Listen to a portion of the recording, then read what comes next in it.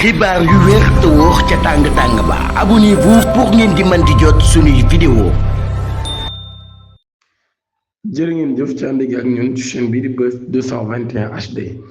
dañ koy door rek kàddu Bouba Ndour yi moom mii nag daal muy xam ne ni dootul des di noppi wala muy bàyyi mu sedd yenn yi nga xam ni ñu ngi koy def moom nag ñu daal di koy def comme cible di ko attaqué ci wàllum politique moom Bouba Ndour mi nag daal ne Dakar ak noppam ci plateau bi nga xam ne moo di quartier général daal di joxe nag ab riposte bu amul benn détour loolu yi sax nag daal mu daal di dem am ab point bu ferme de dénonciation yoo xam ne nag mi ngi jëm ci kawam ci ay wàllu diffamation moom mi kon muy avertir ñi nga xam ne nag ñoom ñooy ay détracteurs am daal di évoqué nag ay propos yoo xam ni moom mi ñu ngi koy qualifié borom ñaari tur yi moom directeur des programmes bu télévision Futurs Médias maanaam TFM daal nañ répliqué nag daal ci am manière boo xam ni manière bu virulent la.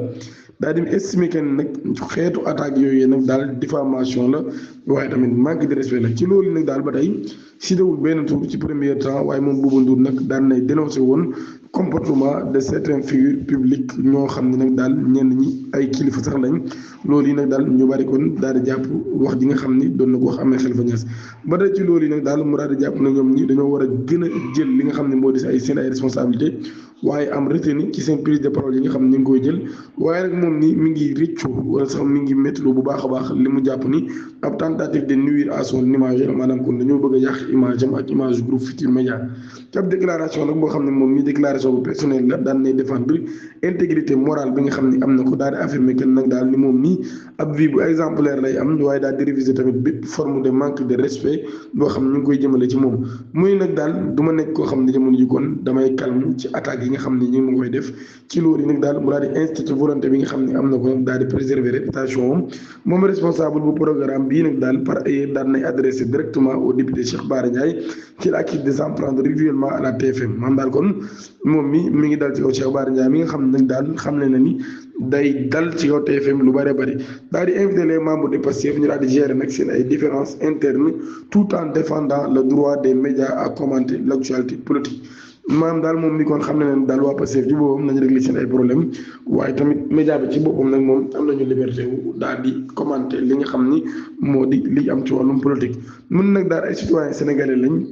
te nous avons beaucoup fait pour le pays maanaam kon dañoo def lu bëree bëri ngir réew mi loolu daal déclaré daal di woo député bii di Cheikh Bara Ndiaye nag ngir mu daal des preuves de retenue et de sens de responsabilité ba tey moom Bouba Ndour mii nag daal ne def am mise en garde contre ce qu'il qualifie de tentative de manipulation de l'opinion daal di affirmer que nag daal loolu yi moom dootul jàll benn yoon ba tey ci loolu yi moom Bouba Ndour nag daal ne réaffirmer position bi nga xam ne am na ko ci critique yi ñuy def ci TFM moom mii nag daal ne jàpp ni du cédé mukk ci attaques yi nga xam ne nag daal jàpp na ne ay attaques la ñu justifié wul mu nii nag nous n'avons pas peur loolu yi daal di xamle moom mi nga xam ne nag moo di Bouba Ndour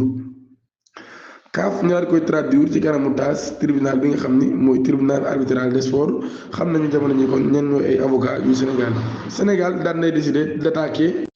décision bi nga xam ni jury d'appel bu kaaf daan na koy jël ngir daal di koy retiré CAN bi nga xam ne daan na koy gagné ci atum 2025 ngir mën koo jox Maroc ci kanamu tribunal arbitral des sports bi ñu naan taas pour plaider sa cause nag la fédération sénégalaise ci boppam nag daan nay taxawal ab pôle d'avocat bu ñu sukkandiku ci l'observateur nag moom mi daan nay xam ne ni pôle d'avocat boobu ki ko jiite moo di maître Seydou Diagne daal di ànd ak bâtonnier bii di maître Ali Fall maître Moussa Sarr ñoom ñi nag daal kon daan nañuy roode ci procédure yu taas depuis l'affaire de l'OS de US Ouakam pour bétonner le dossier nag international poursuit le journal la fédération sénégalaise de football daan na indi 3 experts français yoo xam ne nag daal ñoom ñi wala 3 experts loolu yi ab France daal ci bokk ak groupe suisse bii Serge Vettos c'est lui qui avait obtenu gain de cause en 2017 ci mbirum match Afrique du Sud Sénégal bi nga xam ne daal FIFA ci boppam dafa fexe woon ba ñu joué waat ko ngir lu jëm ci wàllum corruption arbitre dañu ñëw ci beneen mbir boo xam ne bu doy waar lool maanaam nag M Diallo lay wuyoo 30 ans moom mii de su moytuwul dinañ ko daj fukki at di kaso loolu it di ab peine boo xam ne nag daal procureur moom moo ko daal di sàkk pour téyeer boobee mu daal di dëkk ca Médina Gonaas Guédiawaye ñu daal di koy àtte ci kanamu chambre criminelle du tribunal de Pikine Guédiawaye ngir viol ci ab xale bu jigéen boo xam ni 3 ans rek la daal di am ngir mbirum pédophilie détournement des mineurs loolu yi kon lañ koy daal toppee bu ñu sukkandiku ci l'observateur nag mi nga xam ne moo assisté woon audience bi mbiri mi ngi xew 6 ans ci ginnaaw bi nga xamee ni midi daan nay jot 2 juin 2000 ginnaaw après midi maanaam kon benn bis ci juin 2020 bi midi weesoo loolu yi bu ñu sukkandikoo ci journal bi nag daal mise en cause bi ci boppam daan nañ koy croisé dans la rue Emu Diallo 3 ans non accompagné bu daal di koy jël ne daal di koy yóbbu ci ab bâtiment boo xam ne dañ ko doon tabax daal di retiré ci lotam daal di jéem a àgg ci li nga xam ne moo di kawam. Heureusement pour l'enfant, une dame nommée G. Carvalho qui passait dans les environs perçoit ses pleurs et surgit dans le bâtiment maanaam kon benn soxna nag daal moom moo fa daal di romb dégg xale bi di jooy mu daal di dugg ci li nga xam ne moo di bâtiment bi téyeer bi ci boppam nag daal ñu daal koy stoppé net jamono bi nga xamee ne mi ngi doon essayé di daw maanaam kon nag daal mi ngi doon essayé di jéem a rëcc ab groupe bu nit ñoom ñoo ko daal di jàpp ginnaaw bi ñu déggee mbir yu boobee.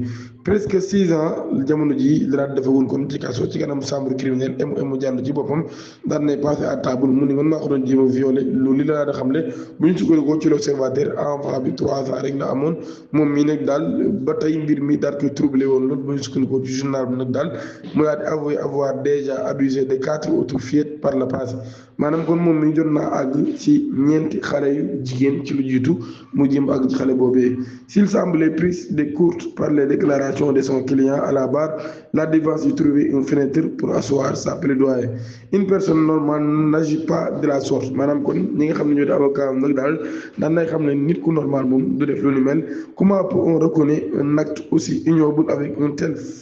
facilité? Interroger l'avocat du prévenu M6 qui invoqua la folie demande l'acquittement de mise en cause maanaam avocat am nag daal jàpp nañ moom mi kon dafa am wér di xel moo tax muy sàkku ñu daal di koy bàyyi ndax jàpp nañ nag daal nit ku normal moom du avoué benn yoon ni def na lu nu mel ak ci yombal goo xam ne gu doy waar la. Le dossier médical nag daal mi ngi wane téer bi ci boobu interne woon nañ ko ci hôpital psychiatrique bu Thiaroye diggante 2014 ak 2016 pour li ñuy wax nag daal